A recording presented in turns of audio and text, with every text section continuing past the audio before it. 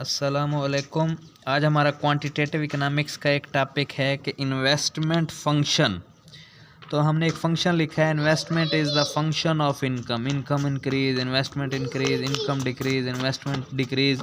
तो there is also the positive relationship between investment and income. तो investment की दो टाइप्स होती हैं, एक होती है ऑटोनोमस इन्वेस्टमेंट और एक होती है इंड्यूस्ड इन्वेस्टमेंट।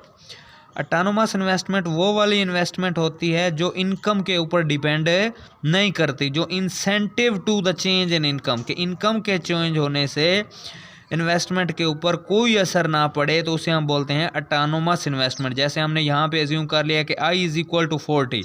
डेटा में भी हमने ये शो किया है कि इनकम जो है वो 0 से 300 तक बढ़ भी रही है और इधर से हम देखें तो इनकम कम भी हो रही है, लेकिन इन्वेस्टमेंट के ऊपर कोई भी असर नहीं पड़ रहा। तो हमने डायग्राम में भी यही लिखा है कि चाहे इनकम क्या हो रही है भला, इनकम हम यहाँ से गौर करें तो इनकम क्या हो रही है भला, इनकम बढ़ रही है या इनकम क्या हो रही है, कम हो रही है, लेकिन इन्वेस्टमेंट के ऊपर कोई भी असर नहीं पड़ रहा। तो उस इन्वेस्टमेंट को हम बोलते हैं ऑटोनोमस इन्वेस्टमेंट।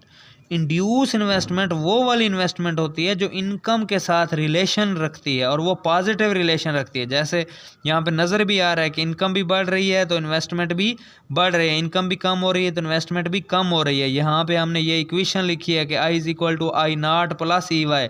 तो यहाँ पे आई नॉट क्या है, ऑटोनोमस इन्वेस्टमेंट है, और ई वाई क्या है, ये जो है वो ये वाली इन्वेस्टमेंट जो है वो इनकम के ऊपर डिपेंड करती है। तो इसी इक्वेशन में हम वाई को चेंज करते जाएंगे तो इन्वेस्टमेंट की वैल्यू भी क्या होती जाएंगी, चेंज होते जाएंगी। तो उस इन्वेस्टमेंट को हम बोलते हैं इंड्यूस इन्वेस्टमेंट, और ऐसी इन्वेस्टमेंट जो इनकम के ऊपर डिपेंड ना करे उसको हम बोलते हैं ऑटोनोमस इन्वेस्टमेंट। तो there is a difference between autonomous investment and the induce investment.